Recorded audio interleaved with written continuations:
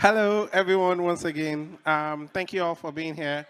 So, our next presentation is going to be by Jermaine, who is the developer relations lead at SAFE, and he'll be talking about building a 4337 model. So, please, let's put our hands together for Jermaine. Thank you. Thank you very much. Thank you for attending. Thank you for coming to Berlin from wherever you are in the world. Thank you for coming to, I forgot the name, Spindler Clad at SafeCon 2. As you know, as you may see, I'm not a German speaker, although my name is Herman. You can find me on X at Germago. And today we're going to talk about Safe Core and building with the Safe 4337 module. But first, I have some questions for you. So the first one, would you like to pay transaction fees not from your signers, but from your Safe account? Yes? Nice. Would you also like to pay transaction fees with ERC20 tokens instead of the native coin? Yes? Good. Would you also like not to pay transaction fees? Yes, OK. But now the most important one. Do you want to offer this feature to your users if you are having an app? Yes. This is what we are trying to cover today with these different topics. So first of all, I will talk about a little bit, very quickly, about the ERC 4337 benefits. We cannot cover what it is and everything, as we don't have many time, but I will try to make it understandable for everybody, more or less. Then we will see the Safe Smart Account architecture, a little bit how we are allowing or supporting this ERC 4337 compatibility on the smart contract level.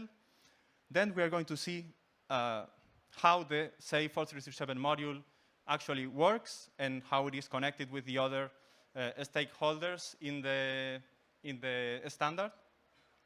And finally, we will see how the SDK that we are offering implements this and abstracts all the complex logic so you can implement it in your dApp in an easier way. So how many of you know about the ERC 4337? OK, very nice. How many of you know about the Safe 4337 module? OK, some people. Nice. Because this standard introduces many terms that we don't have time to explain, but as I said before, I'll try to make it understandable. So let's start with the 4337 benefits, or some of them, apart from the ones that are inherited from the use of smart accounts. So related with the questions that I asked at the very beginning, we have flexibility of payments. This means that we will be able to pay the transaction fees from a safe and not from the signers, also pay them in ERC20 tokens, and also not paying them and allowing somebody else to do that for us. We also have another benefit, which is related with smart accounts, which is freedom of authentication, as it enables different mechanisms like multi-sig, passkeys, maybe quantum-proof cryptography, and some others. And we also have decentralization for relays, as it avoids vendor locked in to a single relay solution. And as the 4337 is a standard, we can decide which infrastructure provider we want to choose.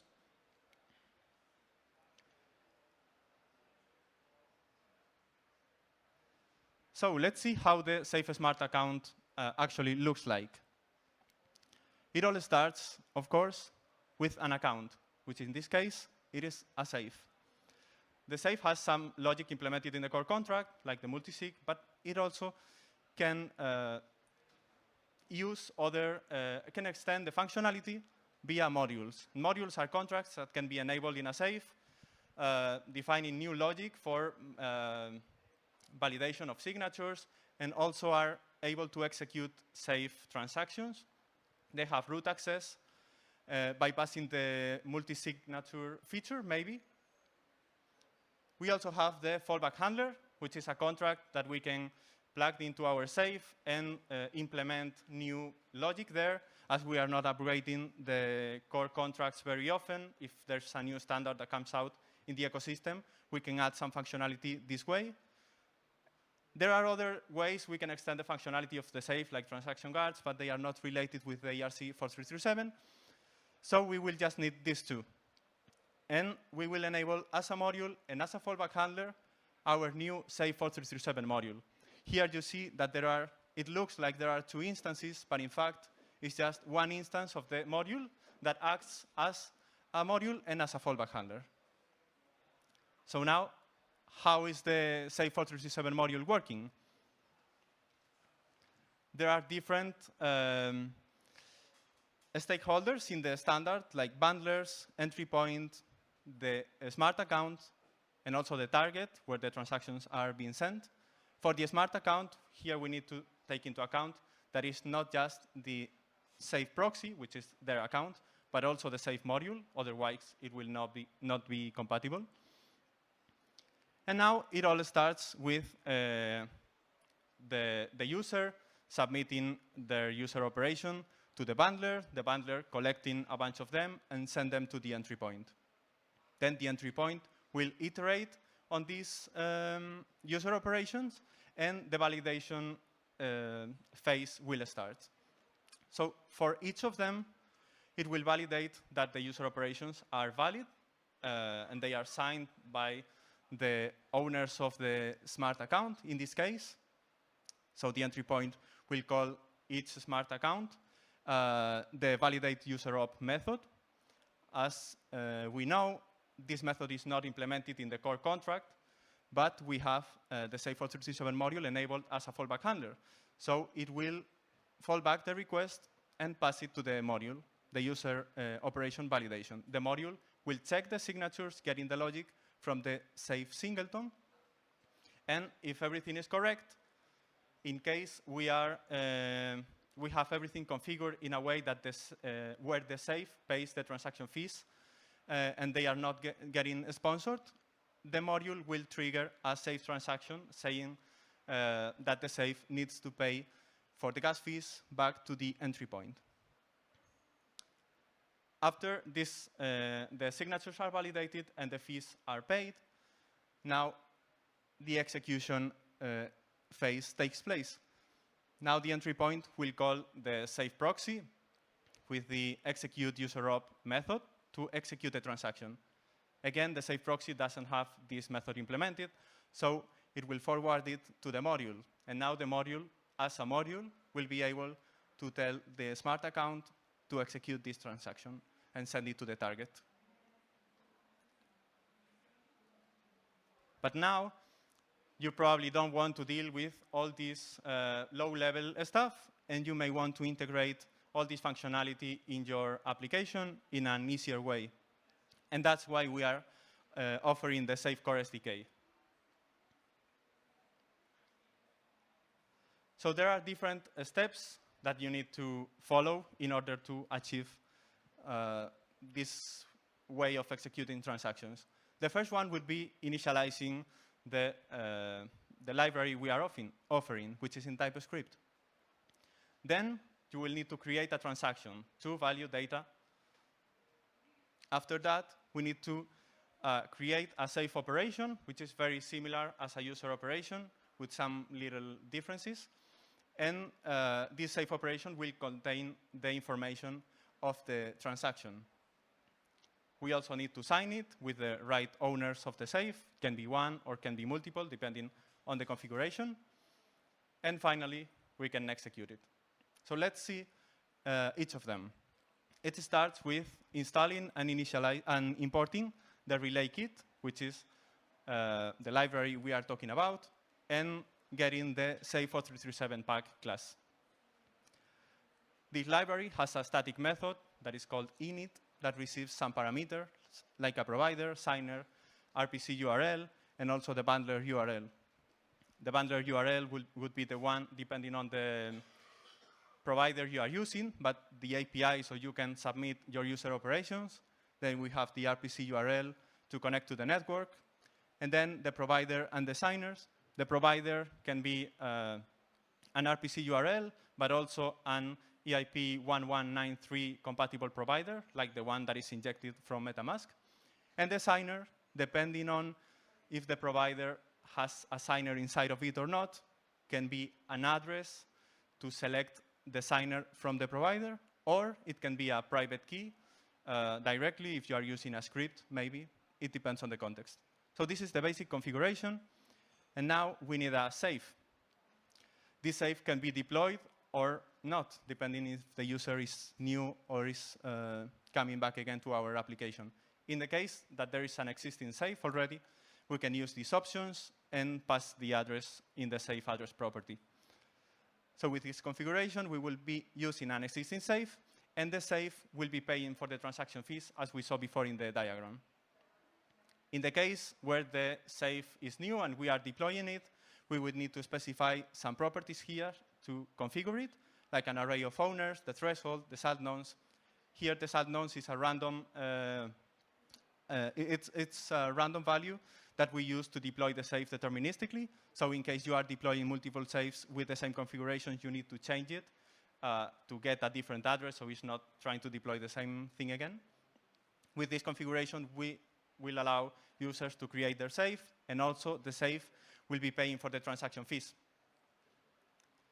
Now, independently of the safe, if we want to use a paymaster, so we don't need to pay for the gas fees, we can use the paymaster options with some properties with the paymaster token address, depending the one we want to use, the paymaster address, and the amount to approve, as we need to approve some tokens so they can be transferred from the safe. And here, with a paymaster, the safe, sorry, I said we were not paying the transaction fees, but here we are, but in ERC20 tokens, that's why we are using this configuration. And now is this last step the one that is sponsored, with the is sponsored set to true, and then some sponsorship policy ID, like the one that Pimlico is providing, which is like similar to an API kit, but a little bit different. And then the paymaster address and the URL to call the API. And this way, we can get our transactions sponsored. So there are different ways of configuring this, depending the one you use, but in the end, you will get an instance of the Safe 437 pack. After that, we can check some things, like the supported entry points, the chain ID, the address of the safe, if it is deployed or not, because nothing has happened yet. We can get also the signer, the provider, and some other things. But the important thing is here to create a transaction. You can see a test transaction that is empty, useless, saying it to the same safe, no data, no value, just as an example. And you can create an array of transactions, so it is a batch. With this transaction, we need to convert it in a safe operation. We need a timestamp from the provider in the latest block, and then call the create transaction method from our library. We pass the transaction array, some options to make sure that this safe operation will be only valid in a specific time frame. And now we can let our signer or signers sign the safe operation.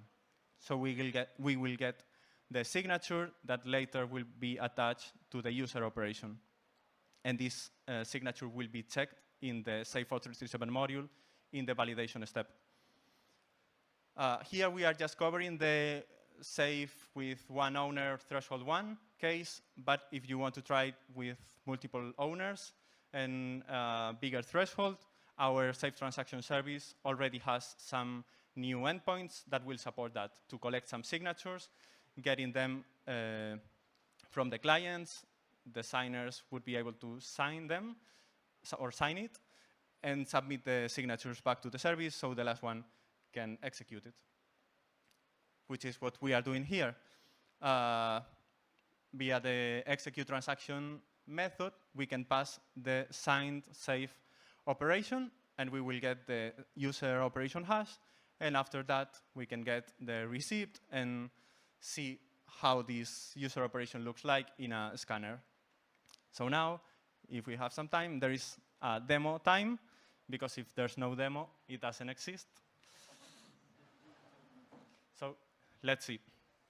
And I will try to put the mic here. Can you still hear me? Yes? OK, nice. So I have here some code examples that you can find in our SafeCore SDK repo. There's a playground folder, and also in our docs, docs.save.global, there is a 4337 section with a guide very similar to the one we just saw. And I see that the screen is not being shared. Maybe I have to stop this. OK, yes.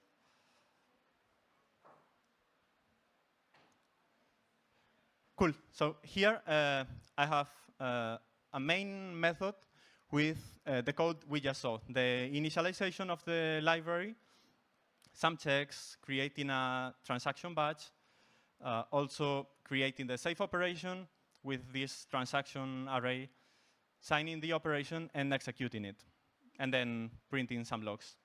In this case, we are deploying a new safe with threshold 1 signer, and a random salt nonce.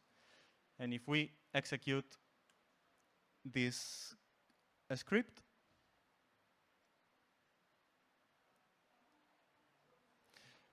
we see that we get the predicted address of the safe. We see that the deployment is so far false. Now we can read the safe operation. Now the transaction is being processed, and we have the user operation ready and executed. So what can we do with this? We can debug some things. For example, in the safe operation, you will see the signatures with a mapping. In this case, there's just one, because we only have one signer. And then in the data property, all the safe operation. You see a big init code, because it's the first time the safe was created. So we are deploying it there, the call data that we can maybe check. Our transaction service will allow us to decode this data in a simple way. We just need to paste here the data and the safe address. We execute it in Swagger. And we see that what we are doing is called the execute user op in the safe. That does not exist, but in the module. And we are passing the true value data of the useless transaction we created for testing. Here we can also get the transaction hash from here and check it in Tenderly.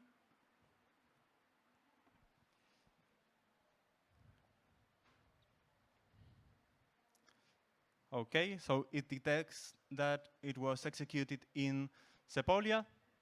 And if we go to the gas profiler, this is very interesting, because you can see everything that happened here. So there is the handle ops that was executed in the entry point. And then if we go down, we can see the deployment of the proxy, but also a call to set up the owners of the safe, and also to set up the module, which is the 4337 module. We can see as well, not here.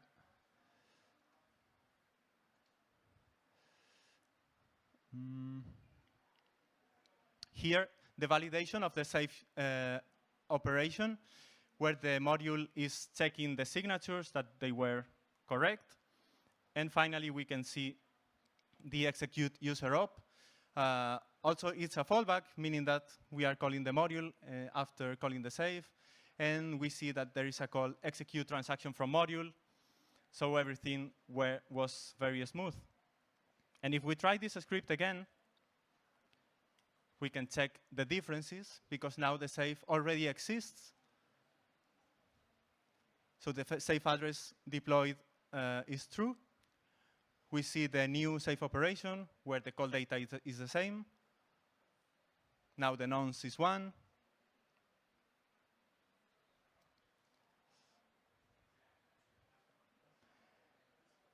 And in a little bit, we should see the user operation with a new transaction hash that we can check. And if we paste it here internally,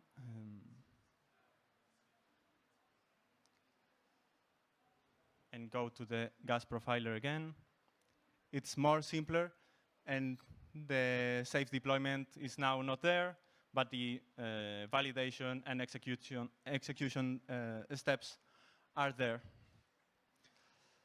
So this was the demo, and we also have some resources for you in case you want to check it. Safe modules repo in the Safe Global organization on GitHub, where you can read the code for the Safe 4337 module. We also have the Safe Modules deployment repo, where you can see the addresses of where this module is deployed, and the Safe Core SDK repo, where you can see how the SDK implements all of this, and also the playground if you want to try some things out. You can contact us or check our X account at Safe, our documentation in docs.safe.global. There is a section for the 4337 with some guides, also the API reference with the 4337 endpoints. We have a forum.safe.global, and that should be everything from my side. So thank you very much. And now, if you want, you can back to wherever you came from, or Questions? you can stay here and spend the day with us. Does anyone have any questions? Wait, sorry, you're from Safe, so. It was not planned. Maybe I missed that. Is the source code available somewhere? Yes, on GitHub,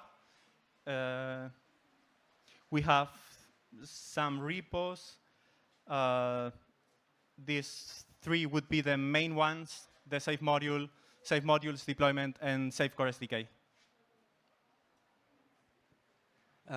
Thank you for the presentation. One question that I have is that the Safe contracts, we have like the L1 and L2 version.